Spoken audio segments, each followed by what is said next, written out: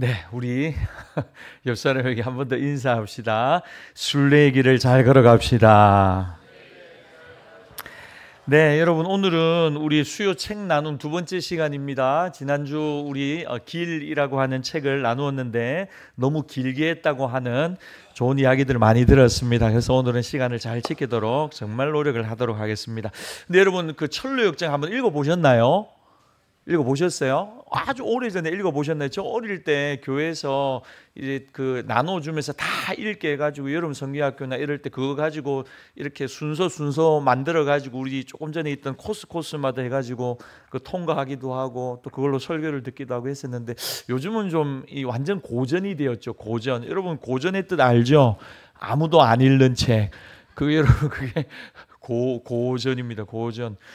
그런데 여러분 이 철로 역정은 사실은 성경 다음으로 많이 팔린 책이기도 하고 우리 믿음의 사람들에게 성경에서 이야기하는 믿음을 가지고 어떻게 천국 가는 그날까지 우리가 신앙생활 하는가를 너무 잘 보여주는 내용이 이 철로 역정 안에 가득 들어 있습니다. 먼저 철로 역정의 내용들을 제가 개관을 하고 핵심적인 메시지들을 좀 나누도록 하겠습니다. 받으신 유인물 한번 보십시오. 존 버년의 철로 역정은 존 버년은 1628년에 출생을 했습니다. 영국의 작가이고 영국에서 출생을 했습니다. 또 침례교 설교가이기도 합니다. 청교도 신앙으로 무장하여서 우리 존 버년이 막 이렇게 청년회 때 영국 안에 청교도 혁명이 일어납니다. 그래서 의회파 또 뭐 왕당파 이래가지고 막 내전이 일어나서 종교적인 자유를 가지고 막 싸웁니다. 그래도 우리 의회파가 승리를 하면서 청교도 개혁들이 또 굉장히 활발하게 일어나게 됩니다. 근데 중요한 건 뭐냐면 그 즈음에 이 존 버년이 이 왕정파에서 이 복음 전도 설교하는 것을 가로막습니다. 전하지 못하게 합니다. 왕권 신수설이라고 해가지고 여러분 배운 거 기억나죠? 그래서 왕이 거의 뭐 신적인 존재, 하나님 다음으로 왕을 막 이렇게 숭배하고 신성시합니다. 그런데 그렇지 않다는 거죠. 오직 구원하시리는 예수 그리스도고 또 믿음과 신앙의 자유에 대해서 설교해야 되는데 설교를 금지를 딱 합니다. 그런데 시골 농장에서 이 존 버년이 뜨거운 마음으로 설교를 하다가 붙들려서 감옥에 갑니다. 12년 감옥 생활을 합니다. 그런데 12년 감옥 생활을 하다가 어떤 작품을 쓰냐면 오늘 우리가 나눌 철로 역정이라고는 이 믿음의 대작을 작성하게 됩니다. 우리나라는 1895년에 캐나다 선교사 제임스 게일이라는 분이 철로 역정을 가지고 우리나라로 처음 들어왔습니다. 그리고는 중국 영문으로 번역된 그 철로 역정을 우리나라 말로 또 번역해서 이제 많은 사람들이 읽게 됩니다. 대표적으로 우리가 잘 아는 길선주 목사님이 이 철로 역정을 읽으시고 회심을 했습니다. 우리 1907년 평양 대부흥을 시작한 평양 장대현 교회 부흥의 주역이시죠. 길선주 목사님이 회심을 합니다. 젊은 독립운동가들이 철로 역정과 성경을 읽으면서 감옥에서 많이 회심했던 기록들이 있습니다. 대표적으로 이승만 박사도 여러분 감옥에서 철로 역정을 보면서 회심하고 하나님을 만나고 신앙을 키웠다는 기록들이 많이 남겨져 있습니다. 그러니까 여러분 철로 역정은 신앙에 굉장히 유익합니다. 굉장히 신앙생활을 하면서 만나는 어려움, 신앙생활을 하면서 겪게 되는 갈등의 내용들이 이걸 우리가 알레고리라고 이야기하는데 굉장히 비유적으로 은유적으로 많이 그 안에 포함되어 있습니다. 그러니까 신앙생활을 염두에 두고 이 소설이 작성이 된 겁니다. 기록이 된 겁니다. 신앙생활을 하면서 이런 일을 만난다. 신앙생활을 하면서 두려움을 만나고 불신을 만나고 우리 중간중간에 이름이 많이 나왔잖아요. 그러니까 그런 일들을 통해서 신앙을 잃어버리는 계기들도 있고 어려움들도 있게 될 것이다. 그러면서 책 내용들을 보면서 우리가 절로 공감되는 장면들이 많이 발견할 수가 있는 것입니다. 책의 줄거리는 이 작품은 크리스천이라고 하는 남자가 성경을 읽고 자기의 죄를 뉘우치고 하나님 나라를 향하여 여행하는 이야기를 일부로 하고 1부가 있고 2부가, 저는 몰랐어요 여러분 1부가 있고 2부가 있다는 거를. 근데 이제 알고 봤더니 1부가 있고 2부가 있는데 그게 요즘 이제 통합되어서 나옵니다. 1부, 1권, 2권 이러지 않고. 근데 1권은 우리가 조금 전에 봤던 그 내용이 전체적인 내용이고 2권은 뭐냐면 천국 이 새 예루살렘에 들어간 이 크리스찬을 따라서 누가 오냐면 아내와 딸들이 따라옵니다. 아내와 딸들. 이 아내의 이름이 뭐냐면 크리스티나입니다. 크리스티나. 그래서 1부는 크리스천이 걸어간 믿음의 길, 2부는 그 아내가 걸어간 길. 그래서 새 예루살렘에서 만난 이야기들 이야기하고 있습니다. 신앙생활 하는 가운데 갖가지 난간이나 방해자들 모두 성경적인 은유 그리고 상징을 사용해서 묘사되어 있습니다. 그러니까 여러분, 중요한 건 우리가 왜 이 책을 봐야 되냐면 기독교인의 삶이 바로 이것이다 하는 것을 정말 여실히 또 공감적으로 많이 기록되어져 있습니다. 그래서 우리가 어떻게 최후 승리를, 중간에 낙심하고 좌절하고 신앙을 멈추지 않고 어떻게 하면 그 새 예루살렘 천성을 향해서 끝까지 우리가 성공적으로 경주할 수 있을 것인가, 철로 역정을 보면 많은 도전과 은혜와 공감을 가질 수 있다는 거죠. 여러분, 제가 이렇게 한번 이렇게 나눔하면요, 한번 여러분, 오늘 제가 철로 역정을 좀 사서 선물로 나눠드릴까 하다가 여러분 좀 사서 좀 보시면 굉장히 유익할 것 같습니다. 철로 역정의 핵심적인 메시지를 몇 가지 나누고 한번 정리를 한번 해보도록 하겠습니다. 철로 역정의 첫 번째는 뭐냐면 구원의 메시지가 이 책에는 가득 있습니다. 구원의 메시지가. 크리스찬의 원래 이름이 뭐냐면 여러분, 뭐라고요? 은혜를 모름입니다.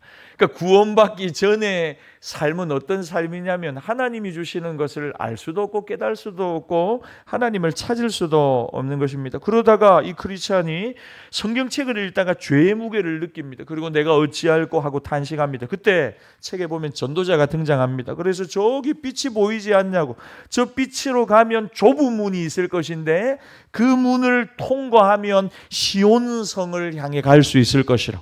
그래서 시온성을 향해서 당신 한번 출발해 보라고 전도자가 와서 이야기를 합니다. 그러니까 철로 역정에는 구원의 메시지, 하나님 밖에 있던 사람의 죄의 비참함과 죄인의 비참함을 이야기를 하고 있습니다. 두 번째는 십자가의 메시지가 철로 역정에는 있습니다. 구원과 십자가는 깊이 연관되어 있죠. 크리스찬이 죄의 무거운 짐을 지고 출발을 합니다. 그런데 그 죄의 짐이 어디에서 자기가 메고 있던 무거운 짐이 굴러 떨어지냐면 십자가 언덕에 다다랐을 때, 십자가를 바라볼 때 자기가 지고 있던 죄의 그 무거운 짐이 갑자기 굴러 떨어지더라는 것. 십자가 언덕에 크리스찬이 도착을 할 때 이 쥐고 있던 죄의 짐이 떨어지는가 하는가 하면 동시에 세 천사가 등장을 합니다. 그리고 크리스찬을 향해서 이렇게 선포합니다. 십자가 언덕에서 크리스찬을 향해서 첫 번째 천사가 이렇게 이야기합니다. 당신의 죄는 사함을 받았습니다. 당신 죄 사함을 받았습니다. 선포합니다. 두 번째 천사가 와서 또 이야기합니다. 헌옷을 벗으십시오. 헌옷을 벗기고, 아까 영상에 나왔는데 새 옷을 이렇게 딱 입혀주는 것입니다. 세 번째 천사가 다가와서는 이마에다가 도장을 딱 새겨주면서 이 크리스찬에게 뭘 선물을 주냐면 두루마기, 이 휴지가 아니고 두루마기 이 성경을 선물로 주는 것입니다. 여러분, 이게 성부 하나님, 성자 예수님, 성령 하나님, 삼위 하나님의 사역을 정확하게 이야기를 하는 겁니다. 죄 없음을 선언하고 헌옷을 벗기고 예수 그리스도의 의로움으로 입혀주시고, 성령께서 너는 하나님의 자녀다, 백성이다 이마에 인을 치시고, 그리고 어떻게 해요? 그 마음에 성령께서 주시는 말씀의 감동 감화를 부어주신다는 것입니다. 그러니까 기독교의 구원관을 이 철로 역정이 정말 잘 디테일하게 기록해 놓고 있는 것입니다. 예수님의 십자가로 죄사함 받고 의롭다 해주시고 다시 의로움으로 새 옷을 입혀주시고 성령의 인치심과 이제 하나님 말씀을 따라가는 삶의 인도함을 받는 것, 그것이 철로 역정의 두 번째 핵심적인 메시지입니다. 세 번째는 뭐냐면 이제 구원받았어요. 이제 삼위 하나님의 구원의 은혜를 경험했습니다. 그걸로 끝나느냐? 그렇지 않다는 거죠. 철로 역정에는 예수 믿고 구원받은 건 놀라운 복음인데 여기서 끝나는 것이 아니라는 것입니다. 이제 뭘로 가야 된다고요? 성화의 과정으로 기록되어 있죠. 성화의 과정으로 나가야 한다는 것입니다. 크리스찬이 십자가 언덕에 왔는데 거기서 끝나지 않고 이제는 새로운 여정을 향해서 출발해야 한다는 것입니다. 성화의 과정을, 다른 말로 하면 갈 길이 많다는 거죠. 여러분, 저와 여러분도 갈 길이 많은 줄 믿습니다. 신앙생활 아이고 이제 다 끝났다고 마음을 턱하니 내려놓고 신앙생활 하는 사람하고 아직 내가 해야 될 일이 많다, 내가 걸어가야 될 길이 많다, 내가 훈련을 받아야 된다, 내가 열매를 맺어야 된다, 이런 마음의 자세를 가지고 여러분 경주해야 합니다. 언제까지요? 부름의 상을 받는 순간까지. 우리 좀 전에 찬양했잖아요. 표대를 향하여 부름의 상을 받는 그 순간까지 우리가 다름질을 쳐야 하는 것입니다. 여러분, 중요한 장면이 나오는데 여기 사람 이름이 쭉 나오죠. 십자가 언덕을 지나가는데 구원을 받았어요. 그리고 이제 성화의 길로 나가야 되는데 옆에 보니까 길 옆에 세 사람이 누워 있습니다. 그 세 사람의 이름이 뭐라고 한번 읽어봅시다. 시작. 단순, 나태, 거만. 이 세 사람이 이제 성화의 길을 가야 되는데 길가에 그냥 누워가지고 잠자고 있더라는 것입니다. 단순, 우둔함으로 믿음의 길에서 잠자고 있다는 겁니다. 믿음의 길에서 잠자면 안 되는데 계속해서 깨어 있어야 되는데 잠자고 있고, 두 번째 나태, 영적 게으름으로 낙심한 상태에서 주저앉아 있더라는 것입니다. 세 번째 거만, 너무나도 거만해가지고 영적 지도를 안 받는 겁니다. 영적 지도를 아무에게도 지도를 받지 않고 그 자리에 있다가 그냥 잠들어 버리는 거죠. 그 성화의 길을 걸어가야 되는데 이 세 사람, 단순, 나태, 거만이 그 자리에 앉아 잠들어 있다는 것입니다. 길을 제대로 안 가고 이제 두 번째 두 사람을 또 만나는데 이 사람은 누구냐면 월담을 해서 넘어오는 사람. 자기는 좁은 길을 통과해서 왔잖아요. 그런데 이 두 사람은 어떻게 하냐고, 담을 넘어가지고 오는 두 사람을 만납니다. 두 사람의 이름은 허레와 위선입니다. 겉으로는 똑같은 크리스찬인 것 같지만 거듭남의 체험이 없는 사람들, 예수 그리스도를 주로 고백하지 않은 사람들, 그런 두 사람을 또 만나는 것이. 그리고 고난의 언덕을 이제 넘어가는데 거기에는 휴식하는 휴식 정도 있더라는 거죠. 그동안 너무 힘들었는데 거기 보니까 쉴 수 있는 정자가 딱 나옵니다. 크리스찬이 거기서 아이고 잘됐다, 이제 좀 쉬어야 되겠다, 성화의 과정을 이야기하는 겁니다. 거기서 잠깐 졸니다. 근데 졸다가 어떤 일이 벌어지냐면 자기가 받아오던 이 두루마리 성경을 잃어버리는 겁니다. 성경을 잃어버리는 거예요. 그래서 철로 역정 원본에 보면 크리스찬이 다시 이 두루마리 성경을 찾으려고 가던 길을 돌아갑니다. 그러니까 우리가 하나님 말씀 없이 살 수 없는 존재라는 것을 이야기를 하는 거죠. 말씀을 놓치는 순간 우리의 성화는 멈춘다는 거예요. 여러분, 성화의 주인공은 성령님이시거든요. 성령님이 우리 마음에 오셔가지고 우리를 예수님 닮은 길로 걸어가게 하세요. 근데 여러분, 또 한 축이 뭐냐면 하나님 말씀이라요. 지난주도 우리가 디모데후서 말씀 봤지만 하나님의 말씀이 교훈과 책망과 바르게 함과 의로 교육하는 일들을 하면서 우리를 성화의 길로 걸어가는데, 우리가 졸다가 쉬다가 하나님의 말씀을 놓쳐버리면 성화의 길은 멈추고 만다는 것입니다. 또 길을 갔는데 크리스찬이 두 사람이 나오는데 이번에는 어떤 사람을 만났냐면 반대 방향으로 역주행하는 사람을 만납니다. 시온성을 향해 예루살렘을 향해서 계속해서 이 길을 가야 되는데 이 길로 가다가 다시 돌아오는 사람들이 있다는 거죠. 두 사람의 이름이 뭡니까? 겁쟁이와 불신입니다. 그러면서 이 겁쟁이와 불신이 뭐라고 하냐면 이 길을 계속 가다 보면 뭐가 있다고요? 앞에 큰 사자 두 마리가 있어가지고 으릉으릉 대고 있는데 큰일 난다고 빨리 도망가라고 여러분, 제가 이 부분을 보면서 이전에 제가 저기 성지곡에서 멧돼지 만났던 게 생각이 났어요. 너무 무섭더라고요. 멧돼지가 앞에서 싹 지나가니까요, 뒷걸음질 치면서 한결이 손잡고 도망쳤습니다. 한밤중에 저녁 8시에. 여러분, 제가 얼마나 가슴이 떨리던지요. 멧돼지 봐도 가슴이 떨리더라니까요. 그래가지고 뒤로 가면서 조심히 가면서 나중에 후다닥 뛰어가면서 만나는 사람들마다 멧돼지 있다고 앞으로 가면 안 된다고. 어떤 애 엄마가요, 이건 뭡니까? 유모차를 몰고 애랑 둘이서 애 엄마가 그 길을 오는 거예요. 그래서 제가 이 길로 가시면 안 된다고, 앞에 뭐가 있다고요? 멧돼지가 있다고. 사자도 아니고 멧돼지가 있다고. 제가 얼마나 겁이 났는지 몰라요. 그래서 112 신고하고 119 신고하고 거기 사무실 전에 큰일 났다, 지금 멧돼지 나왔다, 빨리 방송해라고 하고 막 한밤중에 한 8시 9시경에 그랬던 적이 있어요. 여러분, 앞에 사자가 있다고 역주행해서 돌아오는 두 사람, 겁쟁이와 불신. 여러분, 신앙에 왜 역주행이 일어나는 줄 압니까? 믿음 좋은 분이었어요. 근데 나중에 보니까 믿음 다 까먹었어요. 나보다도 오히려 더 믿으면, 나는 뒤늦게 신앙생활을 했는데도 불구하고 그분의 믿음이 완전히 없는 상태. 이유가 뭐냐? 두려움과 불신이 믿음의 전진을 방해하는 것입니다. 여러분, 잘 들으십시오. 믿음의 성장이 일어나기 전에는 뭐가 꼭 필요하냐면요, 담대함과 하나님을 향한 신뢰가 필요합니다. 담대함과 믿음의 신뢰가 우리를 한 단계 업그레이드 시키는 것입니다. 하나님이 가끔 가다가 여러분들에게 네 믿음을 한번 보자 하는 순간이 있어요. 이때는 사람을 의지하지 않고 환경을 보지 않고 하나님, 나는 하나님만 믿고 삽니다. 하나님만 의지합니다. 이 믿음을 고백하고 우리가 보여줘야 될 때. 그런데 여러분, 이 순간이요, 하나님이 우리에게 집중하시는 순간이, 우리가 이때 하나님을 향한 신뢰와 담대함으로, 용기가 필요해요. 담대함으로 우리가 도전하잖아요. 그러면 하나님이 그때 길을 여시고 하나님 살아계시는 응답을 보여주는 것입니다. 왜 이 시대에 기적이 없는 줄 압니까? 용기가 없어요. 용기가 없어요. 굶어 죽을 것 같아요. 끝날 것 같아요. 근데 여러분, 하나님이 옆에 계세요. 앞에 사자도 있지만 결국 여러분 철로 역정을 보면 사자가 어떻게 되어 있습니까?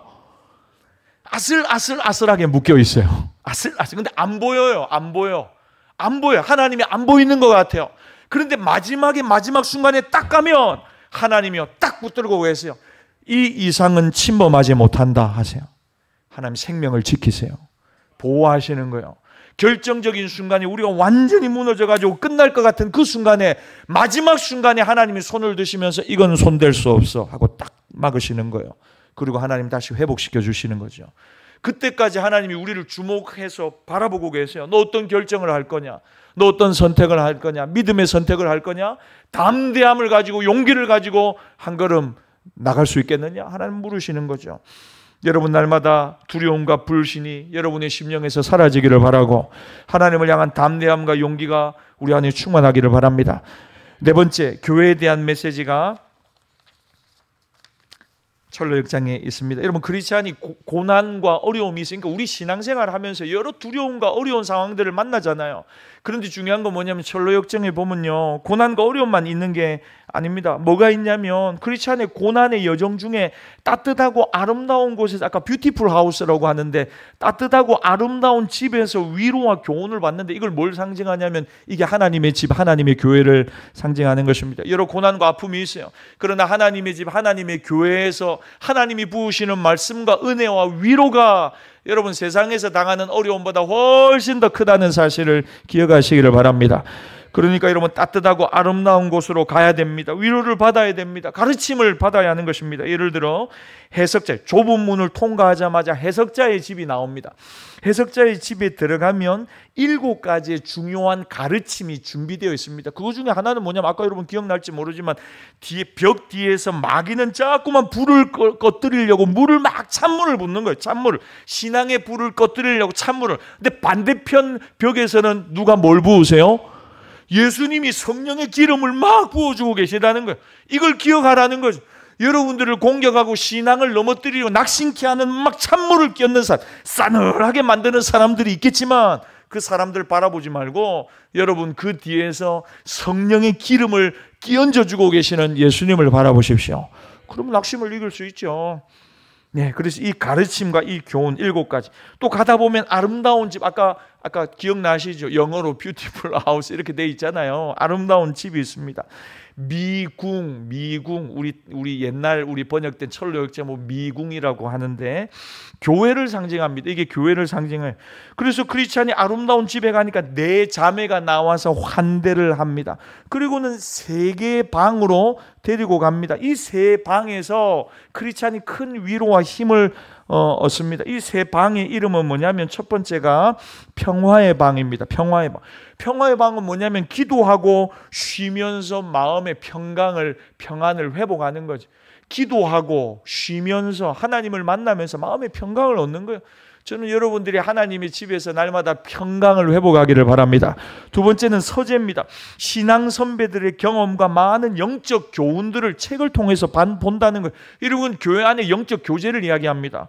교회 안에서 많은 신앙의 선배들, 우리 장로님들, 권사님들, 여러 우리 믿음의 동력자들이 당하는 현실적인 어려움, 현실적인 갈등, 믿음의 시험, 그리고 그것을 극복해 나가는 과정 속에서 혼자는 안 된다는 거예요. 같이 이야기하고 나누고 기도해 가면서 끌어주고 당겨주고 일으켜주면서 위로해오고 격려하면서 어떻게 해요? 힘을 얻는다는 것입니다. 그게 서재입니다. 세 번째는 무기고입니다. 이게 중요한데요. 여러분, 교회의 어떤 직분은 뭐냐면 영적 싸움을 위해서 무장을 시켜준다는 것입니다. 영적 싸움을 위해서 무장을 시켜주는 것, 그게 바로 교회라는 것. 교회는 우리에게 평안을 주고 많은 영적 교제를 나누게 하고 마지막으로 영적 무장을 시켜주는 곳이다. 세 가지 기능 이야기했어요. 다섯 번째는 이제 고난과 전투의 메시지가 철로 역정에는 가득합니다. 여러분, 이제 이 크리스찬이 어디로 가냐면 아름다운 집에서 쉼을 얻었어요. 마지막으로 무기고에서 영적으로 무장했죠. 그리고 나갔는데 이제 뭐가 기다리고 있냐면 겸손의 골짜기가 기다리고 있습니다. 아까 여러분 막 이렇게 공룡 같은 애가 나와가지고 싸우던 장면을 기억하는지 모르지만 겸손의 골짜기에 들어가자마자 아블론이라고 하는 마귀의 공격이 있습니다. 거기서 공격을 받고 고전을 하고 막 싸우는데 조금 전에 여러분 중요한 건 뭐냐면 교회에서 아름다운 집에서 영적 무장을 했어요. 영적 무장을 한 뒤에 공격을 받지만 약간의 상처만 있고 결국은 목숨을 지키고 버티고 승리하게 되더라는 거죠. 그러면서 크리스찬이 아주 중요한 말을 하는데요. 철로 역정에서요. 뭐라고 이야기하냐면 그 상처가 마귀로부터 받은 그 상처가 나를 더욱 겸손하게 만들었습니다. 나를 더 열심히 기도하게 만들었습니다. 하나님을 더욱 의지하게 만들었습니다. 그래서 마침내 나는 이 싸움에서 승리할 수 있었습니다. 이렇게 이야기하는 거예요. 그러니까 여러분 원수 마귀가 여러분들을 공격을 안 하고 여러분들이 상처도 안 받으면 좋겠지만 때때로 우리의 마음에 상처가 있고 아픔이 있고 악한 영들의 공격이 있는데 그 공격과 또 상처와 아픔을 통해서 어떻게 되었다고요? 크리스찬이 그 상처가 나를 더 겸손하게 만들고 나를 더 열심히 기도하게 만들고 하나님을 더욱 의지하게 만들어서 결국에는 이 신앙의 여정, 영적 싸움 가운데서 승리하게 만들었다는 것이. 여러분 우리도 신앙 여정에서 상처받고 힘들 수 있습니다. 그때 더 겸손하게 되고 더 기도하게 되고 또 하나님을 의지하는 우리 모두가 되기를 바랍니다. 겸손의 골짜기. 두 번째는 사망의 음침한 골짜기를 통과합니다. 여러분 이게 시편 23편에 나오죠. 사망의 음침한 골짜기를 통과합니다. 근데 이 골짜기가 사실은 겸손의 골짜기보다 더 센 겁니다. 훨씬 더 어려운 골짜기인 겁니다. 이 골짜기는 캄캄해서 아무것도 보이지 않습니다. 그런데 캄캄한 어둠 속에 갑자기 말씀이 들어옵니다. 어떤 말씀이 들어오냐면 내가 비록 사망의 음침한 골짜기로 다닐지라도 해를 두려워하지 않을 것은 주께서 나와 함께 하심이라. 시편 23편 말씀이잖아요. 이 말씀이 들리는 거예요. 사망의 음침한 골짜기에서. 그 말씀을 들으면서 그 골짜기를 빠져나왔어요. 근데 그 골짜기를 빠져나와 보니까 그 말을 해주는 사람이 있었는데 밖에서 그 사람의 이름이 신실입니다. 신실.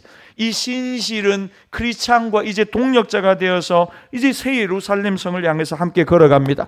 많은 어려움을 경험하지만 서로가 위로하고 격려하면서 잘 걸어가고 있는 것입니다. 예, 여기까지 다섯 번째 고난과 전투의 메시지. 여섯 번째는 이제 일상의 메시지가 철로 역정에 있습니다. 철로 역정을 보면 사실 우리가 살아가면서 경험하는 많은 시험거리들이 철로 역정에 많이 있습니다. 여러분 이제 신실과 크리스찬이 함께 걸어가잖아요. 그런데 이제 뭘 만나냐면 시장을 가는데 시장 이름이 뭐냐면 허영의 시장입니다. 허영의 시장. 허영의 시장에 가니까 전 세계에서 좋다고 하는 보석이나 막 금이나 좋은 것들은 거기 다 진열되어 있는 것이. 그러면서 많은 사람들이 그걸 유혹을 하는 겁니다. 거기 몸을 더 이상 가지 말고 여기 있어라고 그 자리에 주저앉게 하려고 막 이것으로 저것으로 유혹을 하는데 크리스찬과 신실이 뭐라고 하냐면 전혀 거기에 눈길을 두지 않고 새 예루살렘을 향해서 계속 가는 거예요. 계속 가니까 거기 이 허영의 시장에 있는 상인들이 이 두 사람을 가만히 두지 않습니다. 잡아가지고 구타하고 폭력을 행사하고 그리고는 감옥에 가두고 마침내 신실을 화형을 시켜버립니다. 죽여버립니다. 신실을 죽여버립니다.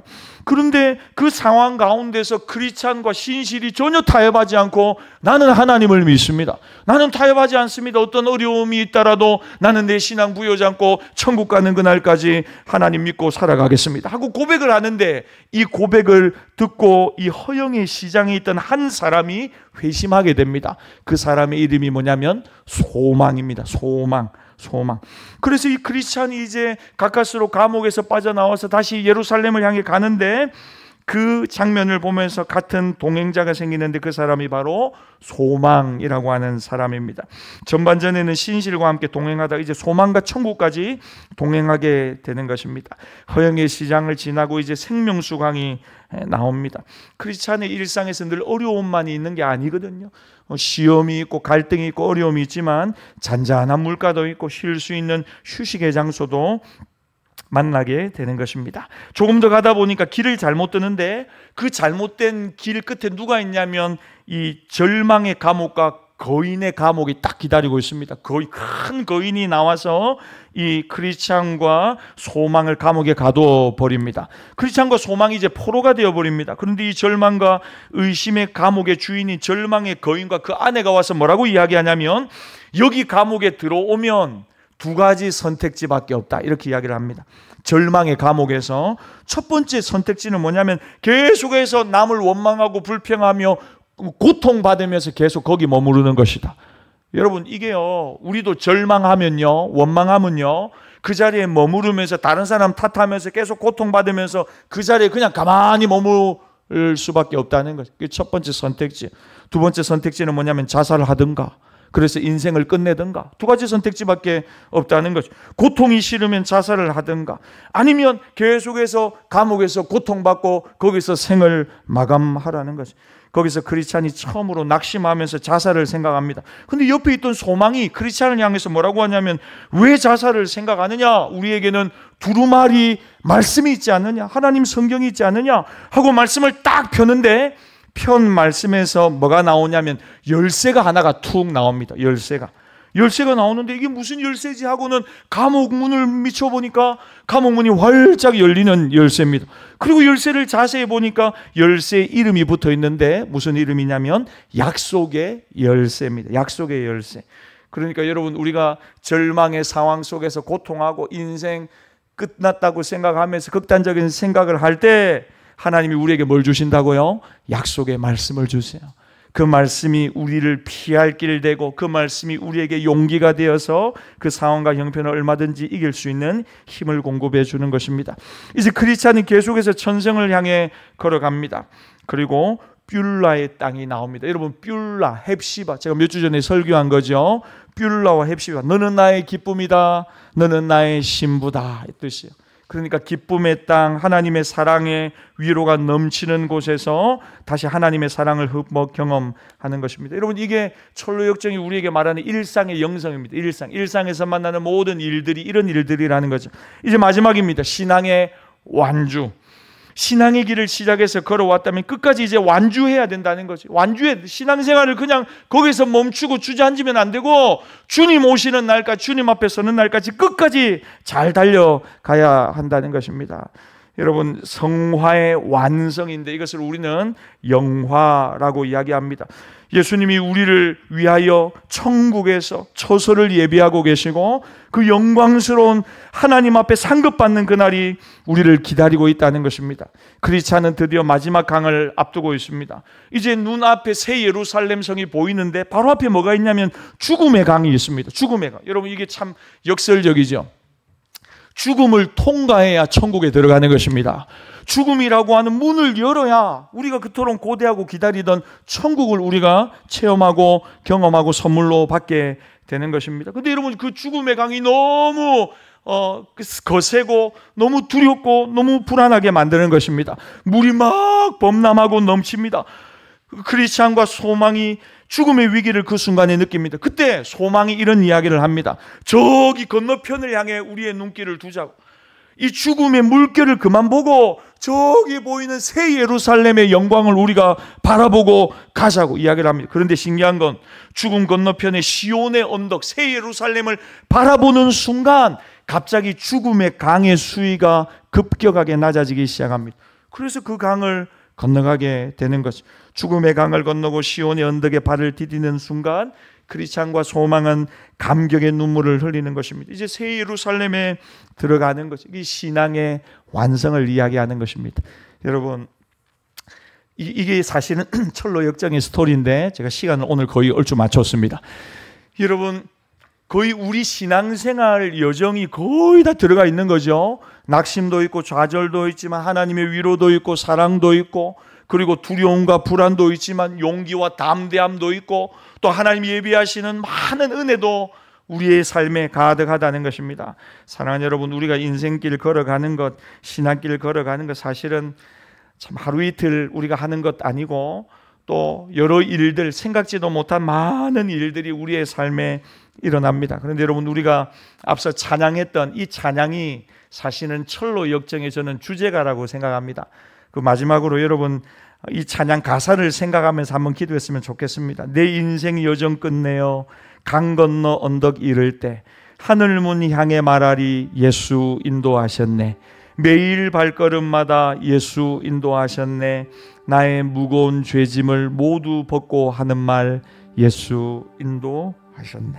우리 같이 한번 기도하고 오늘 마무리하겠습니다. 하나님, 우리의 인생 여정, 신앙의 여정, 고난도 있고 어려움도 있고 생각지도 못한 많은 일들이 있는데, 그 일들 속에서도 주님 손 꼭 붙들고 예수님과 함께 이 믿음의 경주를 잘 감당하게 하옵소서. 낙심하거나 잠들거나 좌절하거나 주저앉지 않게 해주시고, 약속의 말씀을 펴서 정말 절망스러운 순간이다 하더라도 하나님 말씀 붙들고 약속의 열쇠를 붙들고 또 믿음으로 한 걸음, 믿음으로 한 걸음, 이왕 신앙의 길을 시작했는데, 하나님 나를 하나님 자녀로 부르셨는데 끝까지 잘 완수하는 우리 모든 신앙 여정 되게 해달라고, 우리 여러분에게 주시는 감동을 생각하면서 하나님 믿음의 길을 잘 완주하게 하옵소서. 잘 걸어가게 하옵소서. 잠들지 않게 하시고 멈추지 않게 하시고 한 걸음 한 걸음 믿음의 길을 잘 걸어가게 해달라고 우리 한번 결단하는 마음으로 함께 기도하겠습니다. 살아계신 하나님 아버지, 감사합니다. 오늘 우리 수요일 철로 역정을 통해서 여러 가지 상황들을 생각하고 또 하나님 주시는 은혜들을 되짚어 봤습니다. 하나님 구원의 메시지가, 십자가의 메시지가, 성화의 메시지가 이 책에 가득합니다. 하나님, 우리가 멈춰 있지 않게 하시고 한 걸음 한 걸음 믿음의 길을 잘 걸어가게 하옵소서. 신앙의 여정을 잘 걸어가게 하옵소서. 하나님 바라보면서 하나님, 우리가 멈추지 않고 낙심하거나 좌절하지 않고 날마다 말씀 붙들고 믿음의 길을 잘 걸어가는 주의 종들 되게 하여 주시옵소서. 주님 감사합니다. 주님, 우리를 인도하여 주시옵소서. 우리 마지막으로 한 번만 찬양하고 마칩시다. 내 인생 여정 끝내어 강 건너 언덕 이를 때 하늘 문 향해 말하리 예수 인도하셨네. 매일 발걸음마다 예수 인도하셨네. 나의 무거운 죄짐을 모두 벗고 하는 말 예수 인도하셨네. 하나님 아버지, 우리가 신앙생활 하면서 때로는 지칠 때도 있고 힘들 때도 있고 낙심할 때도 있습니다. 그래서 그저 멈추어서 그 자리에 주저앉아 있을 때도 있었습니다. 그런데 하나님, 오늘 철로 역정 내용들을 살펴보면서 이 믿음의 여정 속에 하나님의 함께 하심을 깨달았습니다. 그래서 그 자리에 멈춰 있거나 주저앉아 있지 않게 하시고 하나님 그 천성을 향해서, 새 예루살렘 성을 향해서 한 걸음 한 걸음 계속해서 전진하는 우리 모든 성도들이 꼭 되게 하여 주시옵소서. 용기도 주시고 담대함도 주시고 지혜도 주시고 좋은 동력자들도 옆에 두셔서 하나님 믿음 생활하는 일에 약해지지 않게 해주시고 끝까지 믿음으로 승리하고 믿음의 경주 잘하는, 완주하는 우리 모두가 꼭 되게 하여 주시옵소서. 지금은 우리 주 예수 그리스도의 은혜와 독생자를 주신 아버지 하나님의 변함없는 사랑과 성령님의 감동 감화 위로 교통하시는 은총이 믿음의 경주를 끝까지 잘 하기를 소원하고 결심하는 사랑하는 성도들의 심령 위에 앞길 위에 지금부터 영원토록 함께 있을지어다. 아멘.